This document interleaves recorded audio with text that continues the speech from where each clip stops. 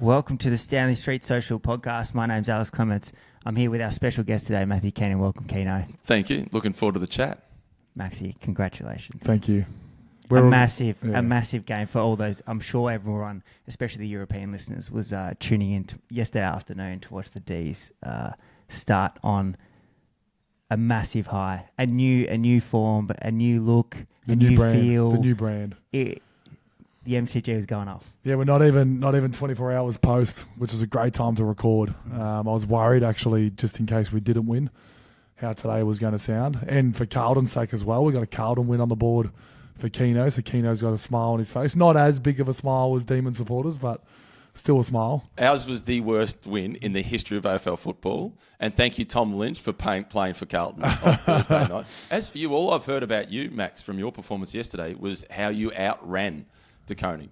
Yeah, I fitness is one of my strengths. You get a lot of guys that are fit, agile, they're quick, they can mark. I feel like I've got a healthy balance on a lot of those strengths, but my biggest one on a lot of people is how I can run out games. A lot of teams are going to start playing two rucks, and a lot of teams already are, but this was a weird chance where Rowan Marshall was out with concussion, so I had a one ruck. So in the back of my head, I knew the second half was where I had to cash in, and I was able to. I do a lot of training in the off-season. As you know, Keenan, I get on my bike a bit, so fitness is something that I really love. And, yeah, I was able to... Are you better at running out a game now than you were when you were 24, and you're 34 now? Yeah, but that was because I was smoking darts, Keno. So that was the issue there. When I was 18, I got caught having a cigarette by the wrong people, by the Melbourne Leadership Group. Probably the best thing to happen to you. It probably was, and I actually wouldn't change that. I mean, my health ideally would like that to change. I'm not sure if one cigarette's going to do much damage, but the story that I was able to get from it and the learnings I got from it, and now knowing every 18-year-old just comes into football clubs completely different, has held me in good stead. But, I would say I got beat up by Todd Goldstein a lot, who was a really good runner. And that made me really anxious about my running. So that's where I really delved into it. Yeah, I see it. It's got the cycling similarities to it in that steady progress and the accumulation. And we're seeing someone like Victor Campenuts now, who's 34 years of age. He's better than he was at 28. Yep. And it's the year on year on year. And I'm imagining that there's some similarities in that for you. It wasn't on my bingo card, Victor Campenuts doing lead-outs for the Vineyard with 10 people left in the peloton. Crazy. It certainly wasn't. I had him as a TT specialist for a very long time. So did he. I feel like he's dropped the TT and now he's just leaned up and he rides. He was the last man. Bruno Amaral and I think Campenuts have been doing majority of the damage. Yeah, that's right. You're right. There was 10 guys left and Victor's on the front and open, and they all know what's happening. Yep. They all know the attack's about to come from Jonas Vingegaard, but there's nothing you can do about it. Can't do anything about it. Mm. Talk about finding your spot in a team too after being a bit lost at Lotto, kind of not really having much to do there and then just slotting in perfectly at Visma. Well, he's got purpose. And when he was at Lotto, he had opportunity and he was able to win a stage at the Tour de France. But he's got purpose. And I imagine you would find this in football as well, where you've got a player who's 18 to 22 on the list. What's that player's purpose? And how can that player have an impact on the game when they don't have the ball? Correct. Because more than 95% of the time, you don't have the ball in your hand. So how am I impacting the game? And for Victor Campenuts, he's not in a position where he's going to get many opportunities to win, but how does he impact the race? And he's having more of an impact now, where he's not out to win himself, than what he was when he was trying to win in his own right. Correct. He'll be staying away from the Spring Classics, I dare say. He might do Milan-San Remo. Could be down for Jorgensen, I dare say, as Jumbo's. Wout van Aert, Matteo Jorgensen. But if I'm any leader at Visma Leasebike and the whole team's lined up against the wall like school sport, I'm going, Victor Campenuts, You're on my side. You're my first pick. No, we actually, funny enough, last football reference for the podcast. No, I got a couple more questions. Okay, but we actually touched the ball about 100 times less than St Kilda yesterday. So that theory comes in even more. That we had a lot of midfielders that were record low touches. Yeah, but we were able to win the game. And can I just go back to one more Richmond versus Carlton one? Maurice Rioli had 6 disposals, but was one of the most impactful players for Richmond, even though they didn't win the game. And he's chased down his tackles. Yep. It just puts pressure on. Even if he doesn't catch you, it puts pressure on. Correct. Kenno, talking about like Campanar's growing into his role. Mac's growing into his role. Paul Sextus, on the other hand, is 19 years old. Is going to go to the Tour de France with the entire of France on his shoulders. No pressure. No pressure at all. Have you talked to any team managers or people within the peloton that are talking about this age? Where's Poggi going to go to? Where are these young kids going to go to? As Victor comes out the back end of, I guess, the older generation when it used to be earn your stripes under 23s, progress into the Tour de France. What are the guys saying within these teams about how they're managing these riders?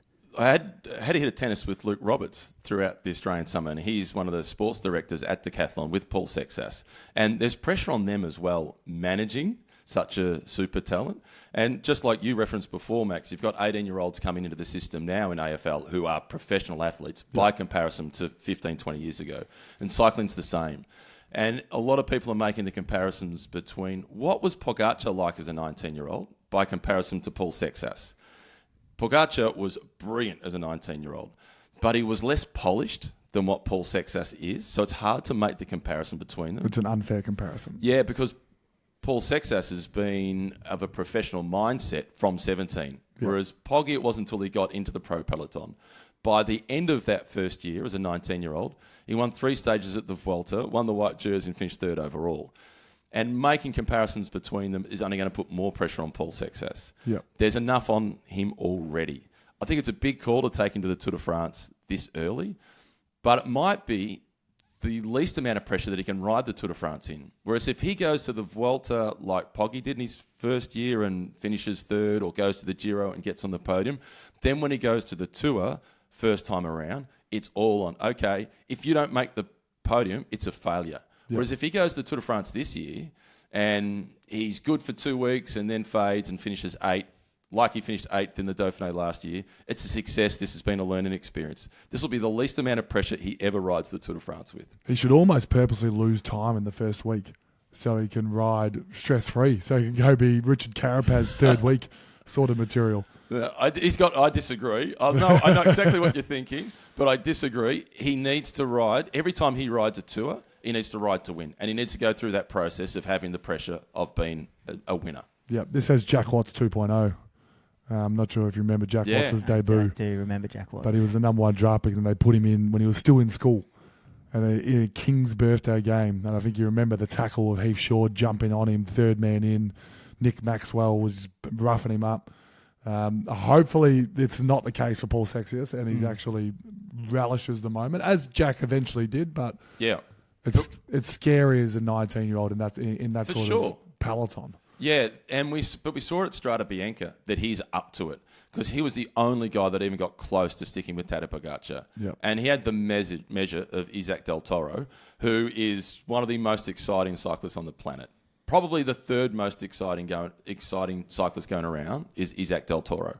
He's more dynamic than Paul Sextus. The French are obviously more excited about Paul Sextus, but you got Poggi, Van der Poel, and then Del Toro for excitement. There's not much coming out of the Mexican press for Del Toro. There probably is, to be fair. Yeah, I'm not picking up the Mexican newspaper in the morning. Just not as much as the French. Yeah, exactly. But it's really important, Del Toro, for the globalisation of the sport. You know, the last time we had a megastar coming out of Mexico, there's only been one. That was Raul Alcala back in the 1980s and the 1990s. He won the white jersey at the Tour de France, won a time trial stage as well, was a top 10 finisher. Yep. But there hasn't been any excitement out of Mexico since. Stats. Fact bombs. Did you have Decathlon AG2R as the team to beat this year? Was that on your bingo card? No. Stradi, they had 3 in the group. Yeah. They were amazing, weren't they? And then what Tobias Lund has been able to do, which we'll get into. Yeah. And then also Olav Koy still to come. Yeah.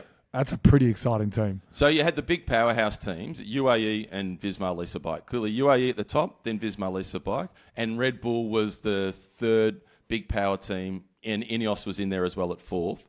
And 12 months ago, you would have had Decathlon at 10.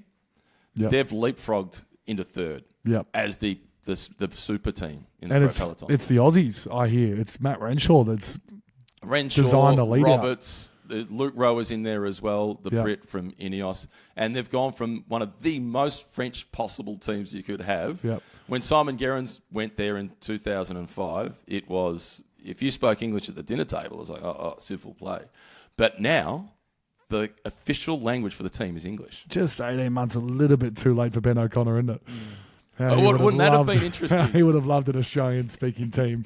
He's just battled his way through years of French. Yeah. How do you reckon that sits with the French public?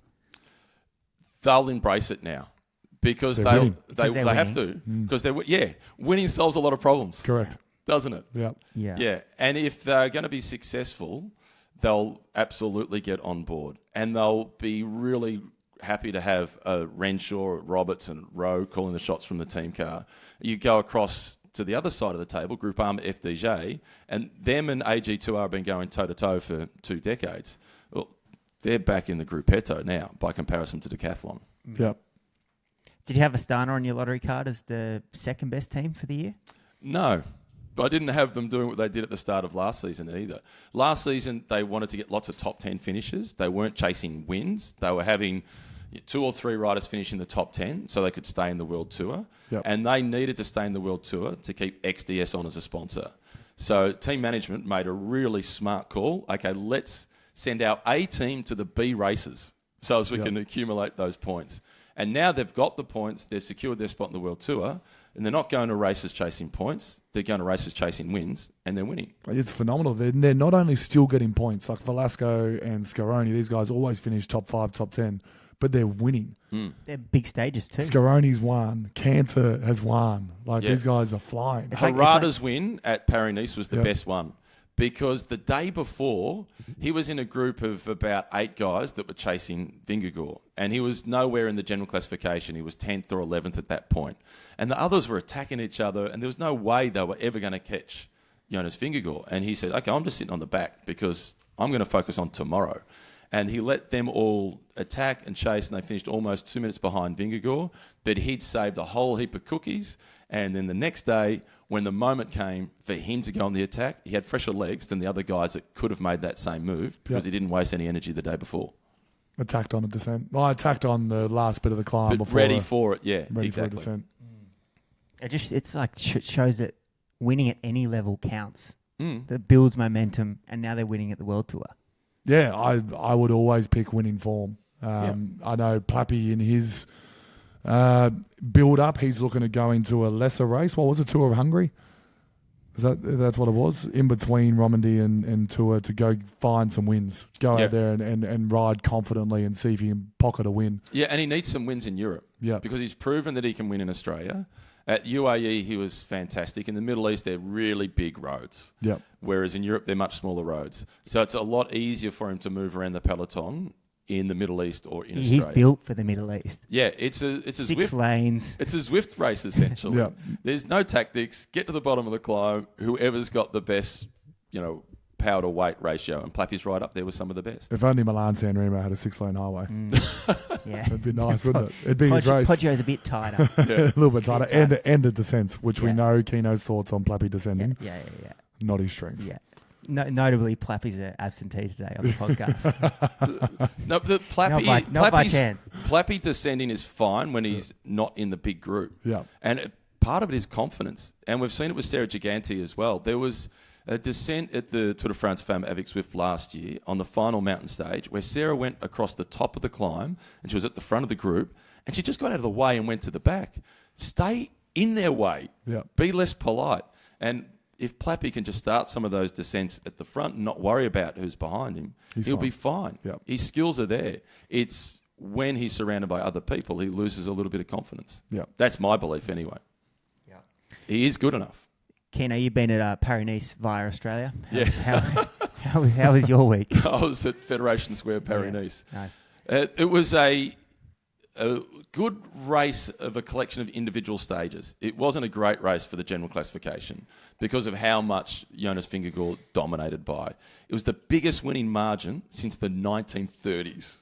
And the race only started in 1933 or 1934. Yeah. So he won by more than 4 minutes. In the last 20 years, you've had wins by 3 seconds, 4 seconds. Very rarely is the win by more than 1 minute. So there was no tension in the race for the general classification. There was tension in the race for the white jersey, spots on the podium. The individual stages were good, but the battle for the GC was a touch dull. the big GC day, which had everything, it was entertaining, but cold weather really made that divide go to that 3-4 minutes. I don't think that would be like if that weather wasn't there. Yeah. So as much as it made for a pretty cool stage to watch, the Paris-Nice organisers wouldn't have loved the fact that day came on that day. Yeah, stage 4, it completely took the wind out of the sails of the race for yellow. And seeing Juan Ayuso crash, that was really disappointing. I'm glad he hasn't got any fractures and hopefully makes a quick recovery, because I want him to be a protagonist at the Tour de France. The Tour needs a third challenger for the spot on the podium, as opposed to just a Tadej versus Jonas race. Yep. So we've seen how much further Pogacar and Vingegaard are ahead of everybody else. I was hoping to see how close Juan Ayuso was to Jonas Vingegaard, but we never got to find out. I guess he won the race. He obviously dominated. He obviously won by the biggest amount of time. But did we actually learn anything besides his on track? There's no, like you said, there's no real reference point around. Ayuso was a minute behind, and McNulty was 3 minutes behind. The only reference points he's going to have is looking at his own data. And everybody's asking the question, is this a message to Tadej Pogacar? I think the most important message was to himself. But like for the first round in football, has the off-season gone according to plan? And the off-season has clearly gone according to plan for Jonas. Mm-hmm. I would be slightly worried that you can't drop Lenny Martinez in the final stage. Lenny Martinez is a good, solid rider, but that was 20k sort of flat. It wasn't Lenny Martinez's profile to beat him in a bunch. A 2-up sprint, but beat him in a sprint and not being able to drop him on the climb. That last climb. Can you imagine if it was Pogacar and Lenny Martinez? Yeah. Is Lenny staying there? No, he's not. I don't reckon Lenny's staying with Ayuso. I don't reckon Lenny's staying with Sexius. But isn't that the exciting nature of those two personalities? It's like Vingegaard's he's calm, he's calculated. He's not going to light it up at the bottom of a climb for no reason or jump out of the bunch to win the stage. Whereas Poggy's just bouncing around everywhere, doing whatever he wants, riding Milan-San Remo on the weekend. Makes no sense at all. And so Jonas is the underdog, and so often the young underdog is the crowd favourite. Yep. But he's not this time around because he's very calculated. And Pogacar, it looks like he doesn't own a calculator. He's just 80 kilometres to go. That's close enough. So people enjoy watching the way he races, even though he's dominating. I haven't seen a rider this dominant be this loved. Yeah. Normally everybody wants to see the top of the pecking order knocked off their perch. I've really noticed that in the last year. I think there was a slight, and MVDP has it as well, particularly in his cyclocross. They all boo him because he's not Belgium. But Pog was getting it a tiny bit. Now, watching Strade Bianche, those crowds were there for Pog. Yeah. So they've really turned on Team Pog. I think they obviously will go to Paul because that's a genuine underdog, a 19-year-old. But at the moment, Pog's got the crowd. And Ayuso, who knows, just because of how much he's split up with UAE, maybe people will come onto him because this Lidl-Trek is likeable. So maybe that might make him a bit more likeable, but the breakup wasn't likeable. But in Star Wars, you need a villain. Yep. And Tadej Pogacar is Luke Skywalker. Is Jonas Vingegaard, I'm not sure where he fits in, but with Juan Ayuso, it's kind of like he's Darth Vader. Everybody needs a villain. He's pretty easy to deal with from a media perspective. And he seems like he's doing a good job now at Lidl-Trek with that outright leadership responsibility. He never wanted to be second fiddle. And I love that he left the team. It's good for the sport. He's actually a no-fuss rider, Ayuso. He just uses his team to perfection. Well, and Trek is the team for that. They always go to races trying to win something. They've always got a leader. They've always got one guy. Yeah. And Mads Pedersen is going to be really important for him because he's the enforcer. Richie Port says that it wasn't Kenny Ellison in the mountains that was key to him reaching the podium at the Tour de France. It was what Mads Pedersen was doing on the flat stages, the windy stages. And he was basically his bodyguard. Yeah, you know my thoughts on Trek. Yeah. Just behind Uno X. We saw a team time trial run for the Tour de France, Kenno. Yeah. Ayuso would have taken a positive out of that. Very much so. Before he crashed out. But any major takeouts for you from the team time trial?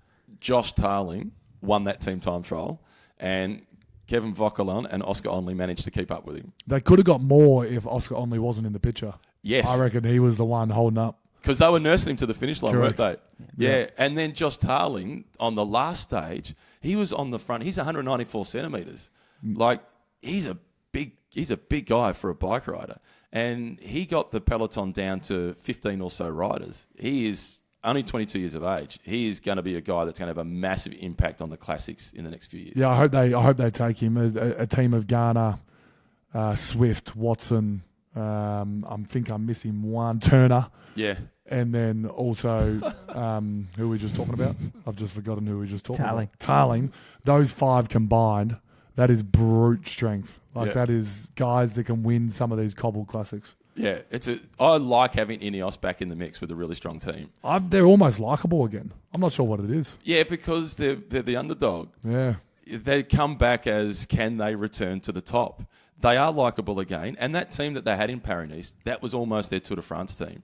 Because you had Oscar Onley, 4th in Tour de France last year. You had Kevin Vauquelin, he was 7th or 8th in the Tour de France. You had Carlos Rodriguez, who was 5th in the Tour in 2023. Yep. That was their A team. They take Egan as well? No.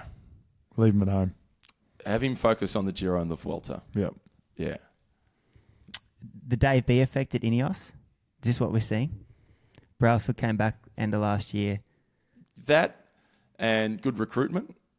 So they've had good recruitment. Having Oscar Onley and Kevin Vauquelin join the team has been good for them. It's been good for their confidence. Yep. And I like seeing Dorian Godon get a stage victory for them as well.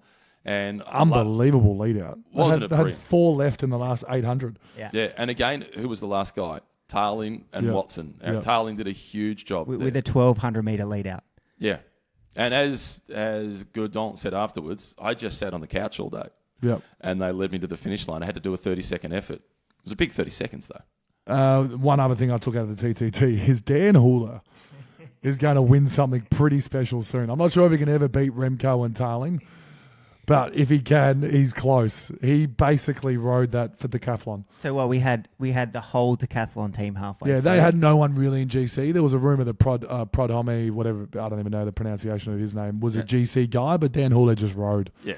Nicola Prodhomme was never a guy for the GC in this race. And Dan Hula did the last 4, maybe 5 kilometres on his own. Yeah. Wow. He won the time trial on the Giro last year too, Dan. Yeah. Yeah. And he was taken across to the decathlon to be part of the lead-out train for Olav Koy.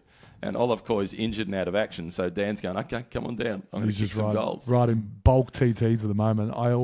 He's around Plappy at the same sort of time slots, so I'm always keeping a close eye on Dan. Yeah. The sprints in Paris-Nice, unfortunately, they all went to Tirreno. Yeah, B grade. Yeah, B grade. sprints. And there was an A grade sprinter there, and unfortunately, he couldn't get a win in Binny. They didn't. The first couple. Did he even get a sprint? No, the first one didn't suit him. The one that Lamparty won. Yeah. Then it started becoming ones that suited him, but he just couldn't get over the line against, with all due respect, B grade sprinters. Wow. And what team is going to win in that scenario? Team Astana. Max Kantar gets his World Tour win. Yeah, it's his first ever World Tour win. And he had a look of disbelief when he went across the finish line. Yeah. Yeah. I want to see Binny win a stage at the Tour de France this year. Yep. Yeah. That's good for cycling as well. We spoke about Del Toro and the impact in Mexico and that Central America area. To have an African cyclist is really important for the growth of the sport as well. Yeah. Jonas won in a Mankini. Yeah, that was smart. It's not about fashion; it's about form. But again, isn't that just fits his personality? And Totally. It's a complete opposite to the other Pogie's two. not doing that. Complete opposite to the other two. Yeah, and he had the jacket on backwards, so he was all ready to go, and he was meant to be able to strip those bib brace long nicks off, but it just didn't work. Hey, I would rather win ugly. Brad Gilbert, great tennis player, great tennis coach, winning ugly. Jonas won ugly. The Van Dyke brothers, though, that stage were out of control. Yeah, Tim and Mick Van Dyke, they need to do what the Yates brothers did when they rode for Green Edge. Yep. Got to have different coloured glasses or different coloured shoes on or something or other. Slightly It's different. impossible to tell them apart. But the best thing then is you're pretty safe to just go Van Dyke on the move. Yep. It's an easier call. It's a much easier call. Where do you sit on Red Bull riding in that stage? It seems like there was a lot of carnage behind. But you're happy with that? Happy with it because I find it really difficult to explain to people that they're racing but they're waiting for the guys that have crashed. They didn't cause the crash. That was part of racing. They already had the throttle fully open. They had 6 of their 7 guys in a lead group of about 34. Good on them. And one of the happiest guys that day was Remco. Yeah. He's sitting at home on the couch going, they're my boys. I'm happy with that. And in stages like that, it's a talent to be able to keep 6 guys in the front group. Yeah, it's not just a Watts race. It's not who's got the most power. It's who can ride position. Yeah. And the one guy that missed it was one of the best climbers, one of the guys with the most power, Alexander Vlasov. Yeah. And you need those guys for the flat, windy stages. You just feel for Martinez when the Van Dyke Bros finally finished and he just went 10 metres off the front and then he closed him back out again Tim after riding all day. What about have you seen the footage of the last stage when Lawrence Pithy looked across his shoulder? Danny Martinez was coming around him and then Pithy knocked him off. It was friendly fire. Yeah. Oh, I felt for Lawrence Pithy then. Yeah. And it looked like Danny Martinez was going to abandon the race. I thought, no, he's gone. But he got back and he saved second place overall. It was an interesting top 3. With Steinhauser got third and he won the white jersey. Yeah, over Kevin and Lenny. Lenny came home with a white sail but couldn't get it over the line. Jensen Plowright finished in the top 20. Jensen Plowright was...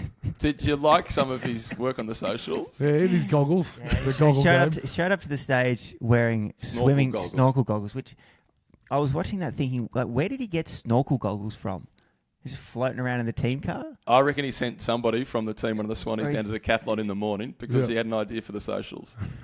He's so entertaining. He finished 9th on that 4th stage with a mountaintop finish. He finished 9th. But then he was just around the mark all week. Yeah. So you spoke about winning before. Yeah. When he's riding for that team and you got Van der Poel, Philipsen and Groves all well ahead of him, and Jensen will be the first to concede that, he needs to go to the smaller one-day, the semi-classics and try and pick up a couple of wins there. Get in the habit of winning. Because he only just got his contract renewed by the skin of his teeth for this year, and he's going to have a breakout year. Yeah, that showed that he only got his contract renewed because he didn't have uniform for his win in Australia. They didn't even send it out. But the good thing for Jensen is that those 3 like to go to the same races, Jasper, Caden and Matthew. Yeah. So he actually gets Paris-Nice. Yeah. Which is not that mini of a race. For him, it's a big race. He had 6th in the first stage. He was 7th on the 7th stage. And he was up into the top 10 of the general classification at one point. Yeah. It's crazy. Well, it was actually only last night that cost him 4 or 5 spots. So he was in around the 10. You got to think too that obviously the climbing conditions there is now just getting that top end dialed in so we can actually finish off some of those smaller bunch sprints. Yeah, but with that ability to climb, he's going to get to the bunch sprint fresher. Yep. And he's going to be able to get to some bunch sprints that Sam Welsford won't get to, that some of the other sprinters, he's going to be able to outclimb them. Ineos at Paris-Nice, a really good week, but also an interesting week for their 2 star recruits, Onley and Kevin. Yeah. Thoughts on their week? I thought they had a good week as a team. They won 2 stages. They got 4th in the general classification. It's a team that we've got to stop measuring them against what they were doing when they had Wiggins and Froome winning and Egan Bernal and Geraint Thomas, because they are a lot further down the rebuild than they were 12 months ago. I thought it was a good week for them. And a key part of it was their team cohesion. And I would be worried as a team manager coming in with 3 guys who have been top 10 at the Tour de France as to, okay, who's going to be the leader? And it was interesting that they gave Oscar Onley the number 1 within the team. It seems like Oscar and Kevin are relatively friendly. From the races I'm watching, it seems like they are working as a team. Yep. Surprised me that Oscar is he a Scot? Yes. Surprised me that he couldn't handle the weather. Oh, he crashed. Okay, so the crash hurt him, and that's ultimately why he abandoned. And as for Carlos Rodriguez, he was happy to work for them as well. Yeah, he's the guy that's been on that team for a few years. The atmosphere looks good from the outside. It does.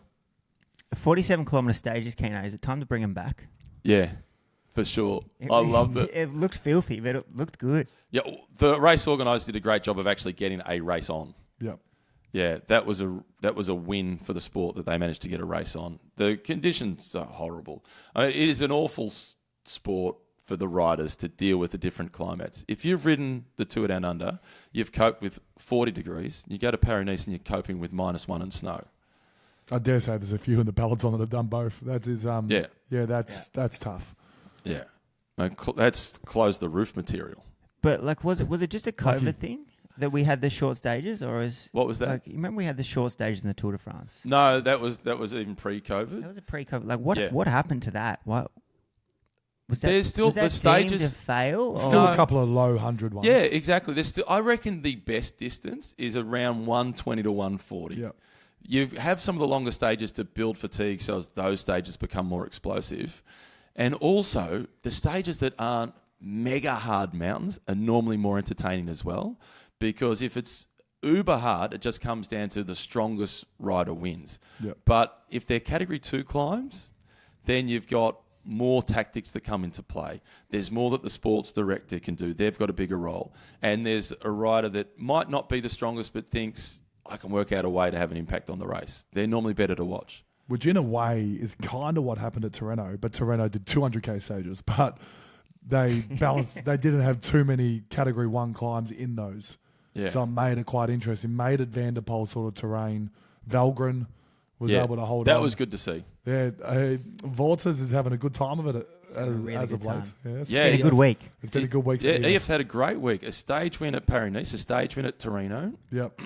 White jersey as well at Paris-Nice with Steinhauser. Had the yellow jersey for a couple of days with Lamperti. He was in the green jersey for a while. It's been a successful fortnight. Healy looked good. He did.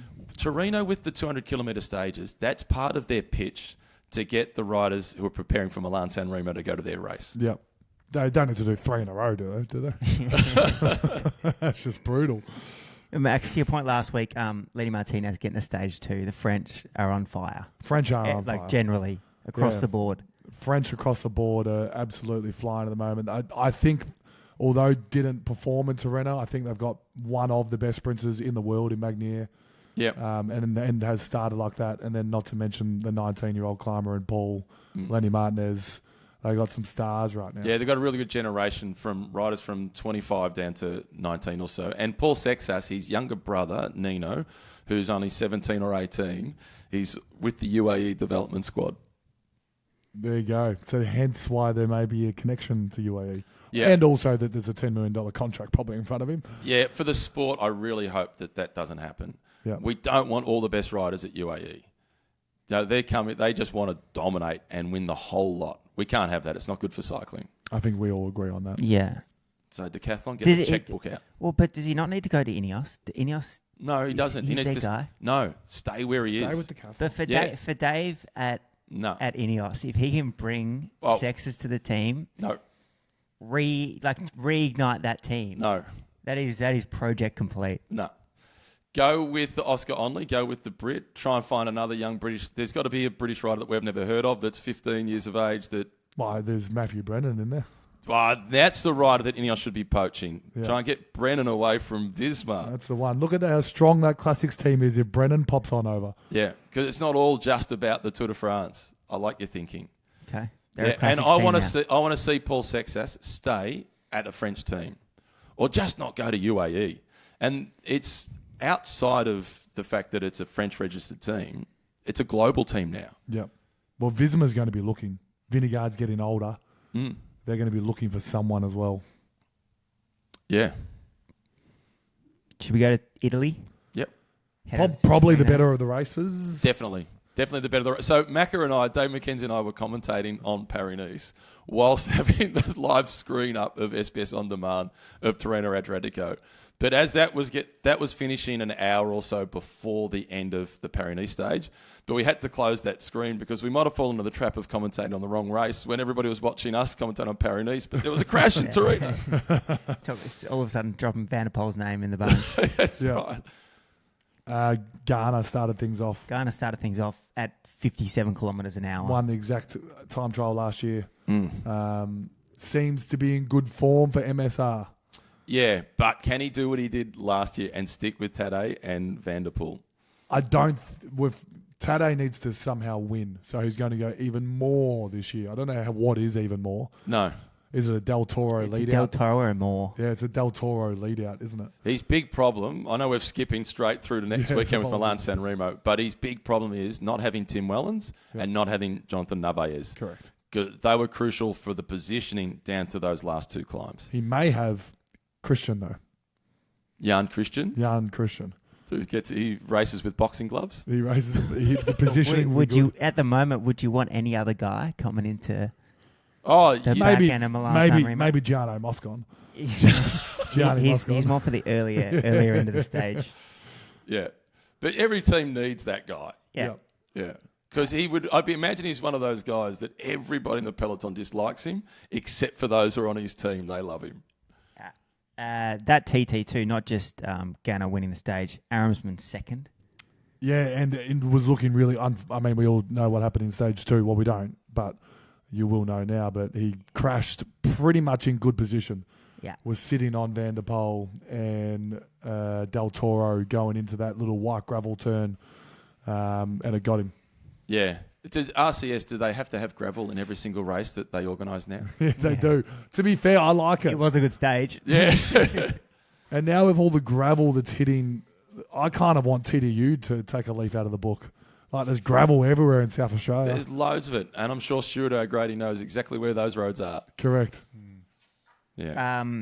Just Ineos as well, though. Sheffield in fourth, so they had 3 in the top 4. Yeah, really good performance. The tech team at Ineos, big tick. Yeah, they're dialed in. Dialed in. Stage 2, we got to see the gravel stage. We got to see, Kenno, was the back end of that a little bit like what we hope for at Strada Bianchi? Yeah. That we never get? And I know we only got 5K or so of gravel, but we got to Yes. see guys go to the line. Yeah, and it comes back to what I said before about a mountain stage that is too hard. So Strada Bianca is so hard that Pogacar can just separate himself from everybody. Yep. Whereas this stage wasn't anywhere near as hard as that, so it keeps the race slightly more together. It keeps more tension in it. I'm not sure where Palazzari stands in the worlds of cycling, if he's that good, but I don't think he keeps up with Del Toro and MVDP on an extremely hard stage. No, but he can win a Grand Tour. Yep. So he's only 22. So he and Del Toro have been racing against each other for a long time. Best mates, apparently. Well, when Del Toro won Tour l'Avenir, Giulio Palazzari was second. Yep. They live in the same apartment block in San Remo. I think not San Remo. In Monaco. Not in Monaco. What's the other one? I've gone blank. Anyway, they live in the same apartment block, and Nice. Tiberi lives there as well. Catman. Yeah. Okay. Well, they don't live they don't live in Monaco. No. They're just paying full freight tax. No. What's the other tax haven Andorra. within Italy? It's Luxembourg. Livigno.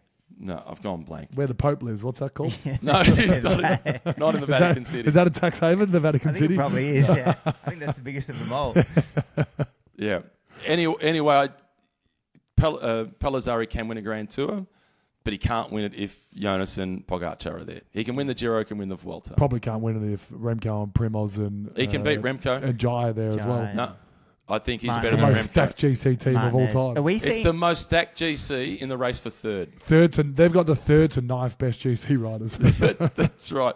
I'd be a little bit concerned about Remco at the moment based on the way he struggled in the UAE. Yep. Are we seeing Red Bull games about to start from a GC perspective? Or do you reckon they have it tight enough? No. If Remco had have dominated in the UAE like he did in the first couple of races, no issues. The pecking order is clear. Yep.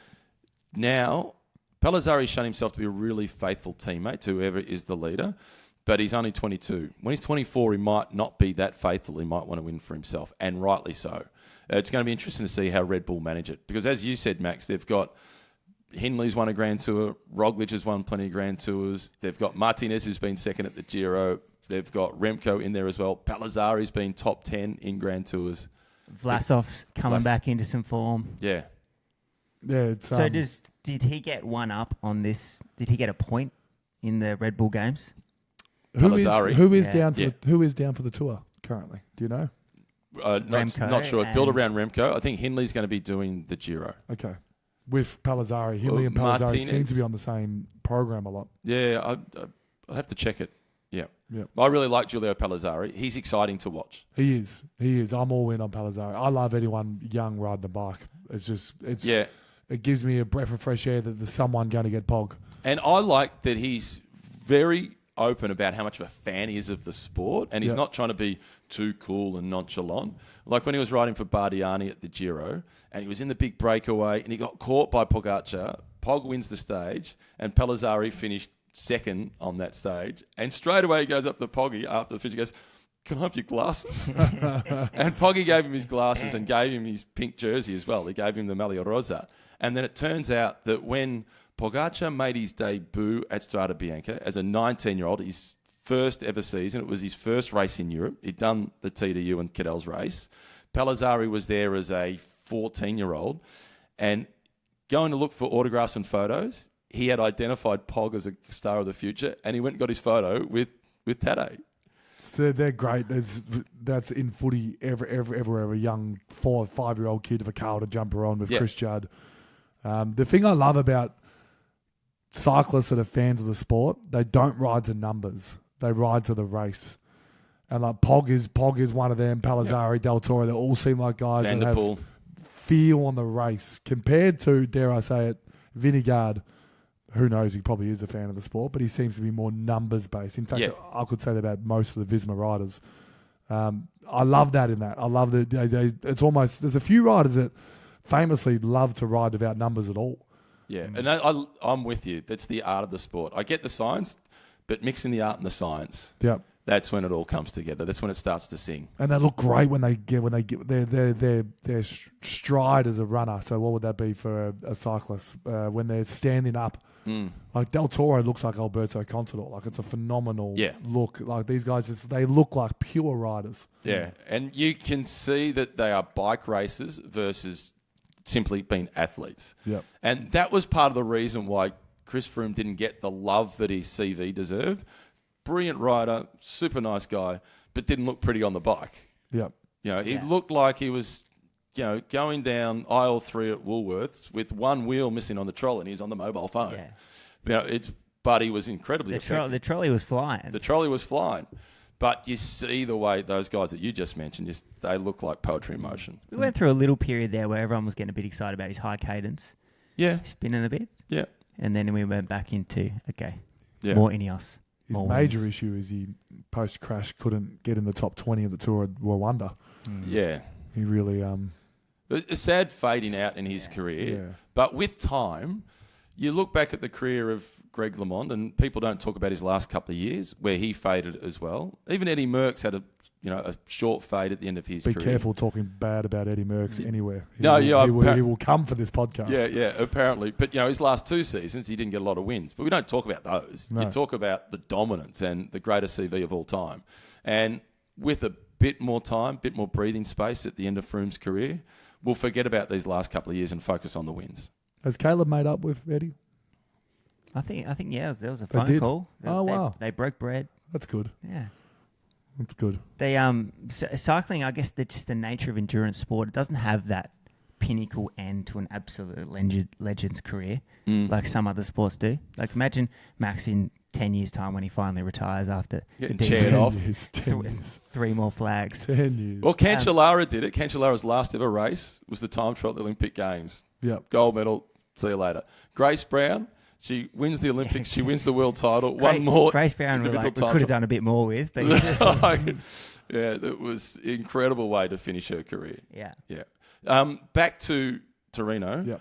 What about the ride by Wout van Aert to lead out Jorgensen for the intermediate sprint to get the time bonus to go from 3rd to 2nd? The only thing that could have happened in that stage, I think, it was pretty special to watch. Yeah, and he's another one of those riders that, he punches out big numbers, but he's a racer. What he did for Simon Yates at the Giro is still easily my most favourite stage of cycling I've watched in a long time. Like that was pretty special to win Simon Yates the yellow.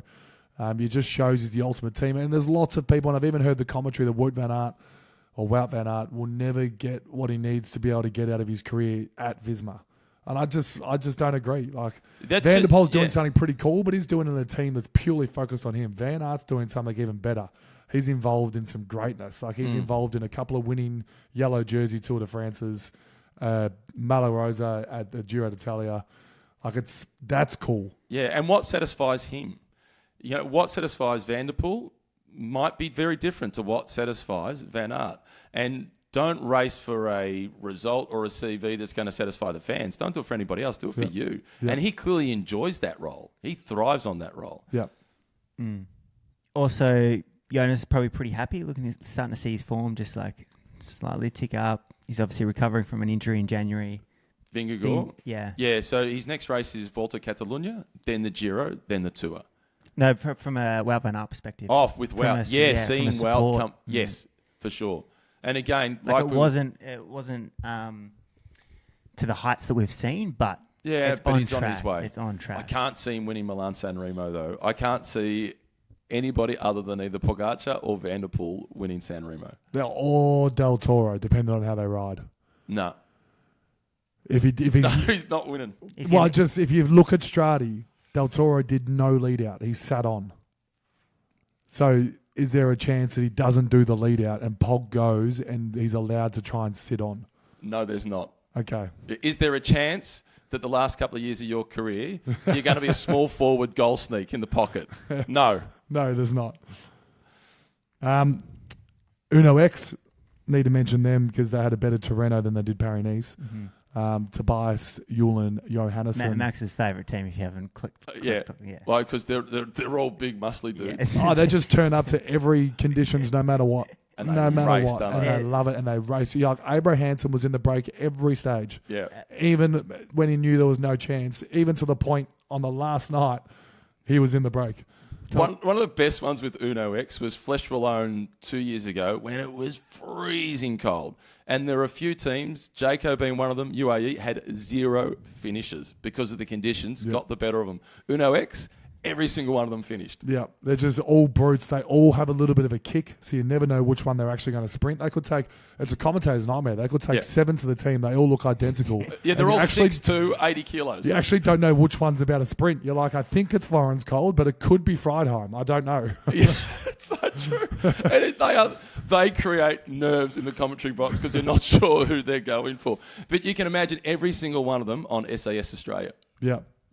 You could. How good would it be to have your twin brother do lead outs for you, like Anders? Yeah. Tobias has Anders do it for him.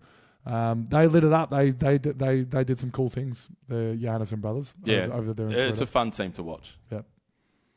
Sprint wise at Tirreno, got to see Milan bag to stage. Did we ever? Yep. Edvin Toons, one of the all-time pulls. Yeah, he's brilliant. But with Jonathan Milan, I imagine the Italians they really keen to see him at the Giro, but think, doesn't he deserve to go to the Tour de France this year? He's a better sprinter than Mads Pedersen.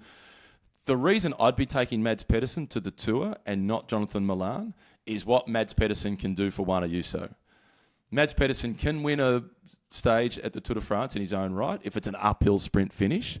Jonathan Milan is a better sprinter than Mads Pedersen, but what Mads will do for Ayuso, Milan cannot do. So send him to the Giro, give him team support there, let him do his thing, win stages, win the points classification, and Mads plays a much bigger role for the team overall at the Tour. Can they potentially, and hear me out here, Kenno, can they Alpecin the Koenigsegg and take Van der Poel, Philipsen, Groves? Can they take Pedersen to lead out Milan on the flat stages? I would love to see that happen, and I would have been doing that if they didn't have Ayuso. Okay. Because they need more support around Juan Ayuso. They can't invest. If you believe the reports, it was $10 million to get him out of his contract with UAE. You might as well go all in on that. So if you're going to go that deep, all the cards are on the table. Yeah. So Jonathan, you're going to the Giro, mate. Yeah.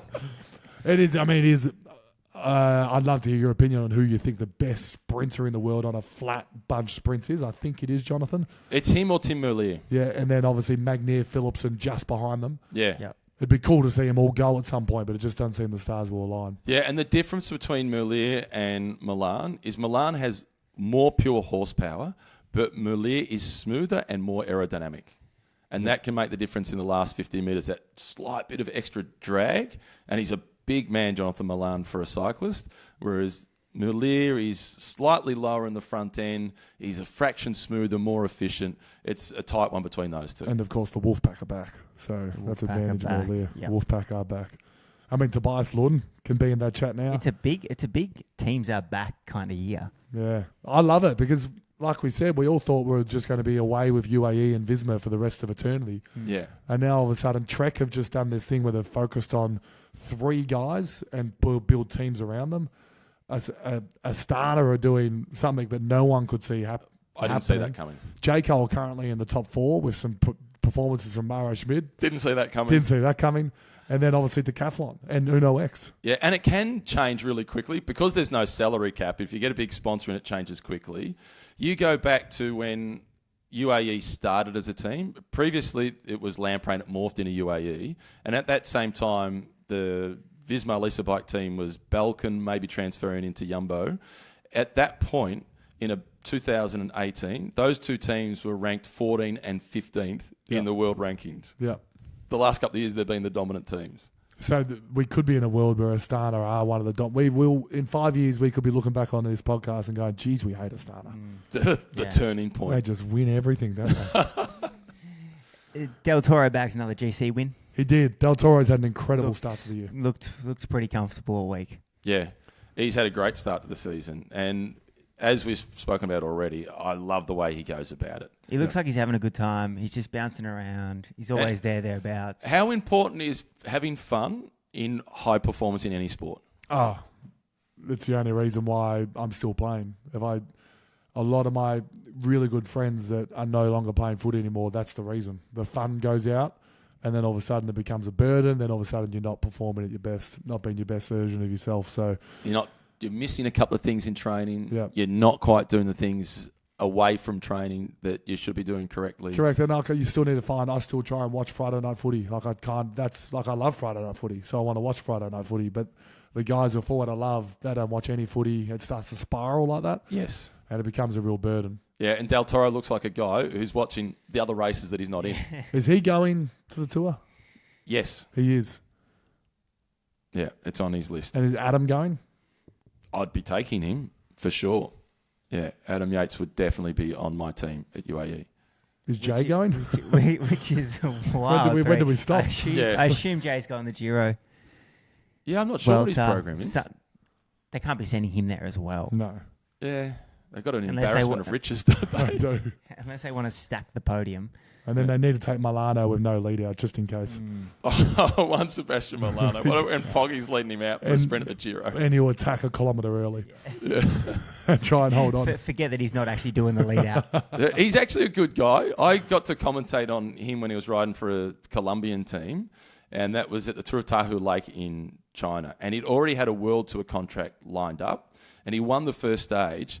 But the guy that was his lead-out rider, he needed to get a win to get a contract at that next level. So for the next couple of stages, Juan Sebastian Milano was leading him out, swinging off at 50 metres to go and hitting the brakes to make sure his teammate got past him. What were you doing in China? Paying the bills. Nice. Commentate on the Tour of Tahoe Lake. It was a fun race to cover, actually. Where do you sit right now, 2026, before the Classic season? Are you excited? Yeah. I'm excited for Pogacar at Paris-Roubaix.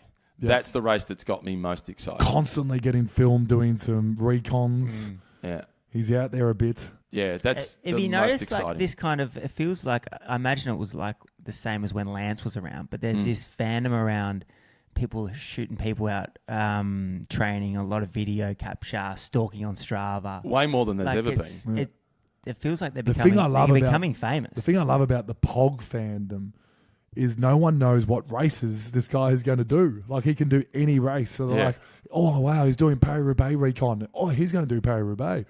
Like, that's kind of cool. Yeah, it's great. That didn't happen back in the day. Yeah, and that's what cycling has lacked by comparison to all the football codes. It's the chatter away from the events, which whether it be, soccer, AFL, rugby, whatever it is, any of the football codes, it's all that other chatter that gets people engaged. The other race that I'm really looking forward to in the Spring Classics is Remco at Liège. Yep. Can he keep up with Pogacar at Liège? And your tip is? No. I'm on Pog for that. For all, sure. Are you on Pog for all 4 or he loses 1? I think he's going to... Sorry, I'm cutting out Lombardi for now. Yeah. Oh, because he's winning that anyway? Yeah, it's too far away. Yeah, San Remo is going to be a real challenge for him. He's the favourite for Flanders, and he's the second favourite for Roubaix. Yeah, and favourite for Liège. And clear favourite for Liège. Okay. Yeah, between Van der Poel, Pogacar and Evenepoel, they've dominated the monuments for the last 3-4 years. There's no one else that can even upset them. Maybe Pedersen at Paris-Roubaix. No, not given the injury that he's had. Brennan hasn't got Paris-Roubaix form yet. He could He be finished with the group and he's a year older. Yeah, he's a prospect. He's an absolute prospect. So it's kind of, Alex and I both love tennis. It's like you've got Roger and Rafa and Novak. We're looking for our Andy Murray and our Stan Wawrinka. Yeah. Who's going to be that other one to come through and win one of the majors? Yeah. I mean, I'd love to see someone like when Gregoire. Go watch Milan San Remo from last year and just randomly see Gregoire hang on for 2 minutes. He was close, wasn't he? It's hilarious. I mean, it's France's year. And Gregoire's actually riding really well. Yeah. Who is going to be our Gregoire this year? Who's the last one dropped before Pog and MBDP go solo? Yeah. Well, I was looked at the start list for Milan San Remo out of interest just before I came here thinking, who else can we talk about? And I can't find anybody else other than those two to really focus on. I think it's Del Toro. They could potentially mount a case that Van Aert and Brennan could be somewhere. Tobias Lund Anderson's crashed in, but I think people were respecting that this used to be a sprinter's race. It's no longer that. Yeah, 4 years ago, Anderson, a big chance to win. But they're just going to ride too fast up the climbs for just about anybody else to stay with them. Yep. Wouldn't it be an experience just to be able to sit on for a little bit? Just to be in that speed and how hard these guys are going? It doesn't make any sense that Del Toro is going to be going full noise. And for me to even contemplate that is a major clash in mixing up your ability and your ambition. Yeah. These boys are going to be going so... it doesn't make any sense for Poggi to go solo on this climb. He needs to work out how to win. And I don't know. I don't know what it is. Nor do I. And he hasn't worked it out yet. He hasn't cracked the code yet. No. But he's getting closer. Yes. Each year he's getting closer. And then there's part two of hanging on downhill. Maybe a dropper seat like Mohoric had. Yeah, but he's got to drop Van der Poel. Easy done. Because that's the other part. Going down that descent must be so scary. Yeah. These guys just going full noise. Simon Gerrans tells the story about going down the descent with Cancellara when Simon won. And he said he was hitting 1,000 watts out of the corners. Oh. Sprinting to get into the slipstream of Cancellara. And Simon was one of the best descenders of his generation. Rode a lot of motocross as a kid. He was phenomenal going downhill. But he had to punch full throttle out of every corner to keep up with Cancellara. One bugbear I have of Milan San Remo, not only the first 200k, but the other bugbear I have is Strade Bianchi's fanfare is unbelievable. Milan San Remo, sometimes the top of the Poggio is empty. It's because it's too small. There's no room. There's no fan. That's exactly what it is. It's almost like you need to create some more room. Yeah. It's like Chalambra. Yeah. You can't actually do much there because it's all nature strips in people's front yards. You actually need to sit in someone's front yard to do something there. It's an advantage Strade Bianchi with that. Their fanfare is unbelievable. Milan San Remo, they're not even on the road at all. Yeah, the crowd numbers have a big impact on any event as well. You would have experienced this playing in empty stadiums when COVID was happening. And bike races when there's nobody on the side of the road, it doesn't feel as important. No. But when you get a whole bunch of spectators on the side of the road, the supporters play a huge role in how you perceive a sport. And the content that we got out of Strade Bianchi, unbelievable. The social clips of those climbs was ridiculous. Yeah, and in terms of how that grows the total event as a whole, invaluable for the race. If you go back and rewatch, like I said, the Gregoire bar, but go back and rewatch when Van der Poel and Pog are sharing attacks in the last little bit of the Poggio. Yeah, there's no fans. It's literally at a point where there's no fans. It's like, oh, geez, it would be good if they were just on the road right now. Plus, there's a really big group that's expected to come, so it'd be quite hard for them to all be on the road. Yeah, from a safety perspective, it's a good thing. There's no spectators there. For those two, it'd be good because there's no one on the road when it's Pog and Van der Poel, but then they need to all get off because there's a group of 100 coming. Quick run, get to the chopper. They need to just extend the footpath. Yes. Double the footpath. Somehow get people up there too, and then somehow get everyone off the climb. Yeah, it's not happening. Good luck to them. Yeah. What else we got, Alex? What's this week? Milano Tirreno Saturday night, I think. That's like the Sprinters prelude of Milano San Remo. Yeah, oldest one-day race in the world. Milano Torino. So that's Wednesday, isn't it? Yeah. And then It's Saturday Wednesday. night, Milan San Remo. San Remo. I'm actually in the best time zone to watch You in cycling. Perth? I'm in Perth Nice. For Saturday. for Saturday night. That's fantastic. It'll finish before midnight. You're playing for me. Fremantle or West Coast? We just lost a bit of Plappy apparel in the background. Plappy's merch. Plappy's merch. We've lost it. Yeah. I thought you were playing Carlton No, that's the following week. following week. Yeah. Have you got Because we're not. Yeah. Fremantle or West Coast? Freo and Freo. They're One of looking- the toughest assignments in They're footy. that one. good. Yeah. What about you, Kenno? They lost and we won, so I love that. That's the best comeback ever. It's like my call on Plappy not riding Strata. What about me? I'm doing Milan San You're Remo. doing Milan San Remo. you have the week off. What's the prep like for 200 kilometres of 4 guys in the breakaway?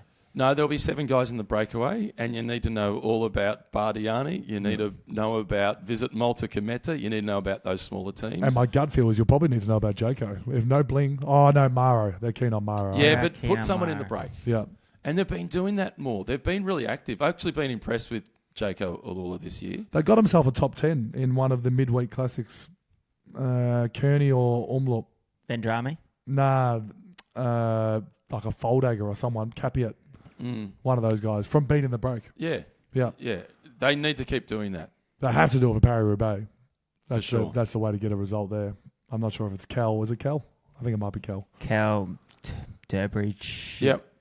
I'd love to see Cal O'Brien get a big result. With the Pro Velo Super League, the VIS, it is the VIS presented by Cal O'Brien mentoring program. Yeah. He paid the team's entry fee. Oh, really? Yeah, there would be potentially 15 Australian cyclists earning more money than Cal O'Brien.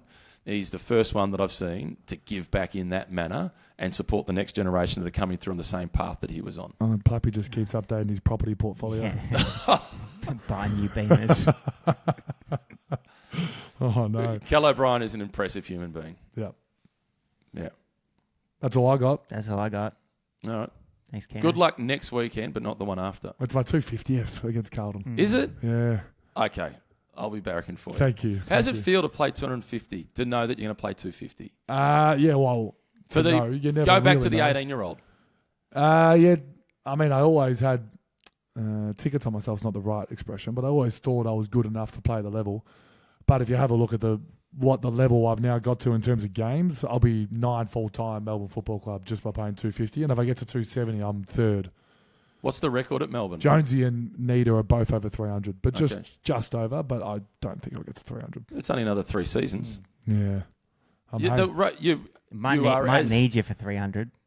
No, we got Max Heath, No, young kid. but at the level that you played at yesterday Yeah. and outrunning a 20, how old's DeConing? 26? Yep. You outran him. Why can't you have another 3 seasons? Do you want to be my manager? I'm more than happy to jump. No, I'm joking. Kenno's seeing 7% there. I'm extremely excited for what's next. Everyone always tells me you're forever retired, so I've got to listen to that ear. Yeah. And then I've also listened to this other ear that I want to go watch Pog win Milan San Remo. Like that's in March. Yeah. What's your heart say? I don't know that yet because I'm not at that point. I've got another 2 years contract. Mm. Maybe at the back end of next year, my heart will start telling me what I should be doing. Yeah. Yeah. I'm in 2 minds, Kenno. I'd love a Max going full-time on the cycling podcast. But you're a Melbourne But supporter. I'd also love to see him run around the G for the next 5 years. You said it yourself. This sport needs the commentary midweek. Yeah, it does. I'm there. Well, we can do both because as a role model for kids to watch in your career and the longevity of it and doing the things that don't require talent, that's what I like to show the kids that I'm involved with, playing under 14s at Heidelberg with my son. Do the things that don't require talent. If you do all of those regularly, you're going to get the best out of yourself. And you're the perfect role model for that. Keno would be a good under 14s coach, wouldn't he? Yeah. A party Just gotta keep his- can't catch a But he ball. can't mark. As he walks in today with a plastered up finger. Go the burgers. Thanks for having me, guys. Thanks, Thank you. Kenno. Do you like my book collection? I do like it. I haven't read the Sagan one. It's a good one. Yeah. He presented me a plaque for completing the Saudi Arabian Titan World Desert Race. Oh, really? I Did got it- another bike rider for you, ex-footballer. Yeah. James Hurd did 3 peaks with his daughter. No way. Yep. His daughter wanted to do it. I think his daughter's 18. We have a rough time. Well, she had to wait for him. Oh, okay. Yeah. What's cut off at 3 Peaks? 13. Yeah, I believe so. But he finished. He got around. Okay. Yeah. Good to see. On your Jim. Yeah. Thanks, Max. Hooroo. Ciao.